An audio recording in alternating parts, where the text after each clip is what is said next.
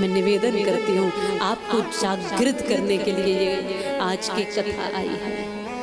ये बताने आई है कि तुम सब ही माँ भगवती के सपूत हो और माँ भारती के लाल हो। हमारी भारत माँ आप सबसे सुशोभित होते हैं। कितने लोग हैं जो राष्ट्र भक्त है, वो हाथ उठाइए। जो राष्ट्र भक्त है सभी है ना। देखो जो शेरा वाली है माँ भगवती, उनके पास कितने शेर है बताइए, बताओ। एक शेर है ना। शेरा वाली के पास तो एक शेर है। शेरा वाली के पास तो एक शेर है जिसपे वो सवारी करती है, लेकिन हमारी भारत माता शेरा वाली नहीं, वो तो शेरों वाली है। उसके पास तो तुम जैसे तमाम शेर विद्यमान है। माँ भारती के पास तो तुम सब उनके शेर ही हो। तुम्हारे ऊपर माँ गर्व करती होगी।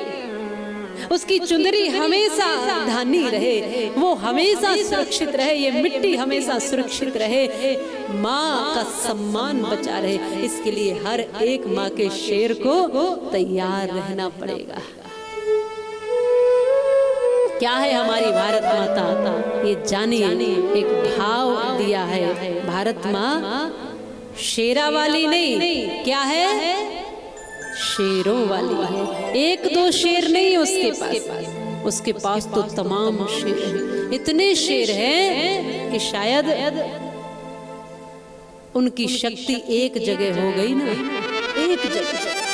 एक जगह हो गई तो जो खंड खंड भारत हुआ था ना, वो भी अखंड हो जाएगा, वो भी अखंड हो जाएगा। इतने शेर है माँ भारती के पास, इतने शेर है हमारी इस मिट्टी के पास। बोलो भारत माता की। देखो मुट्ठियां बांध के बोलते हैं, भारत माता को भी तो सुनाई देनी चाहिए। खोल के ऐसा जय करते हैं तो मतलब हम बिखरे हुए ऐसे उंगलियों की तरह, और एक मुट्ठी बन गई तो हम सब इकट्ठे हो गए अपनी मातृभूमि के लिए, अपने धर्म के लिए। बोलो भारत माता की जय हो।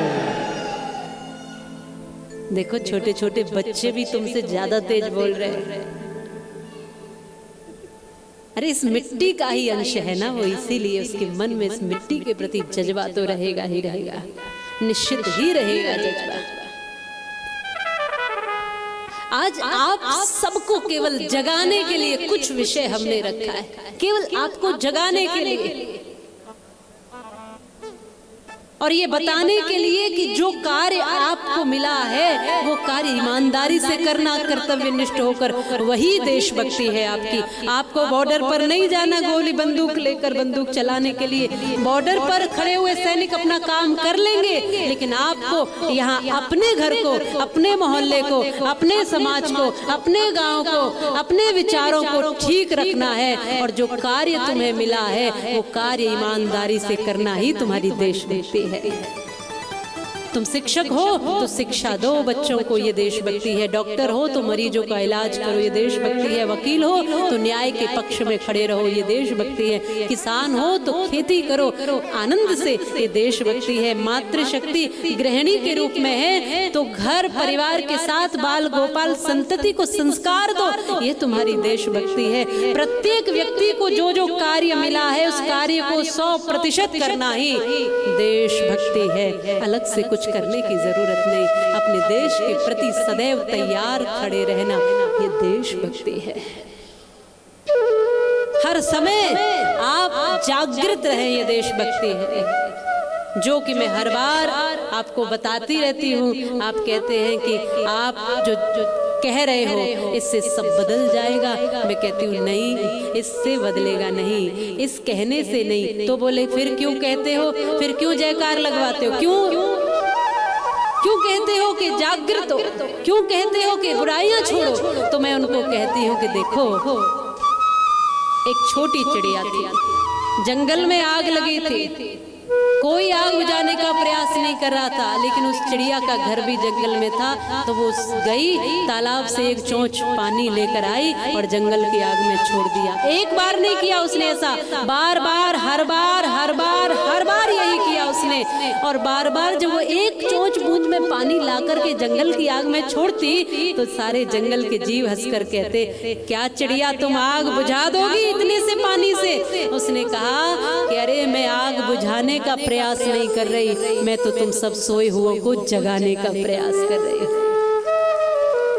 तुम जाग गए तो कोई आग रहने वाली नहीं है, तुम जाग जाओ, यही कथा का उद्देश्य है। केवल जागरण जागरण जागरण, मनुष्य के लिए जागरण, मनुष्य को जगाना। तुम जाग गए तो सब ठीक हो जाएगा, यदि नहीं जागे तो कितनी भी कथाएं सुनते रहना, कुछ बदलने वाला नहीं है। और एक बात सुंदर उस चिड़िया ने कही थी कि मैं इसलिए भी काम कर रही हूँ, इसलिए भी ये कार्य कर रही हूँ कि जिस दिन इस जंगल का इतिहास लिखा जाएगा, मेरा नाम आग बुझाने वालों में होगा, आग लगाने वालों में नहीं होगा। क्योंकि भारत का कुछ नहीं बिगाड़ा, दुश्मन की तलवारों ने भारत को बर्बाद किया है, भारत के गद्दारों ने। पृथ्वीराज के साथ यदि जयचंद गद्दारी ना करता तो सपने में भी गौरी सहाबुद्दीन कदम यहाँ ना धरता। और सोमनाथ पर यदि पुजारी दिखलाता कायरता ना, तो गजनी का महमूद खजाना यहाँ के धन से भरता ना। ईसाइयों की तादाद बढ़ाई बेहुदे प्रचारों ने और भारत को बर्बाद किया है भारत के गद्दारों ने। इसलिए आपका नाम आप आग लगाने वालों में नहीं, आग बुझाने वालों में लिखाइए और जागृत बनिए। ये देश हमारा है, ये देश हमारा है।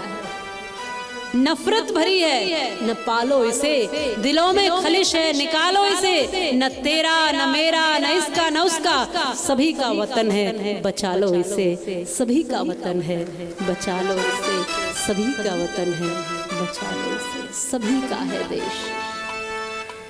और जब सारे हिंदू शेर इकट्ठे होते हैं ना, तो निश्चित ही कुछ परिवर्तन, कुछ नया। क्योंकि हिंदू माने सनातन, जो सबके कल्याण की भावना लिए विराट हृदय लिए बैठा है, वो है हिंदुत्व। जो सबके कल्याण के लिए, जिसमें चींटी, जीव जंतु, पशु पक्षी, पेड़ पौधे सब आते हैं, वो है सनातनी, वो है हिंदू। और जो सबके लिए मंगल करता है। इसलिए तुम जो चाहो वो कर सकते हो।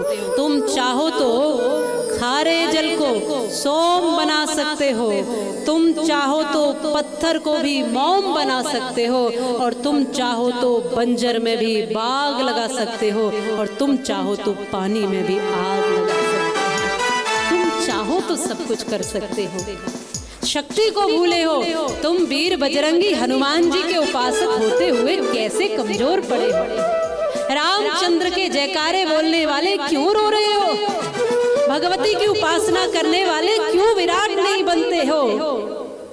और कृष्ण कन्हैया के उपासकों क्यों योगेश्वर को पहचानते नहीं हो, क्यों उस विराट श्री कृष्ण का ध्यान नहीं करते हो। सारी शक्तियां 33 कोटि देवता यहाँ बैठे हैं, इसलिए तुम कमजोर नहीं हो। तुम जागृत बनो, सजग बनो, सावधान बनो। मैं हमेशा कहा करती हूँ, अंधविश्वास विश्वास के साथ ही फैलता है। हमेशा कहती हूँ जागृत बनना, धर्म को लेकर भी और राष्ट्र को लेकर भी सावधानी से जागृत रहना। आज देश को दुश्मनों से नहीं, गद्दारों से खतरा है। खजाने को चोरों से नहीं, पहरेदारों से खतरा है। और धर्म रक्षा के लिए भी सावधानी की आवश्यकता है, क्योंकि आज धर्म को नास्तिकों से नहीं, धर्म के ही ठेकेदारों से खतरा है। इसलिए मेरा आह्वान है, इन व्यास पीठों से कुछ जागृति की ही बात हो, समाज को एक सही मार्ग देने की ही चर्चा हो, समाज जिससे मजबूत हो, संगठित हो, सुव्यवस्थित हो, संस्कारी हो, ऐसा ही भाव इस व्यासपीठ से जाए।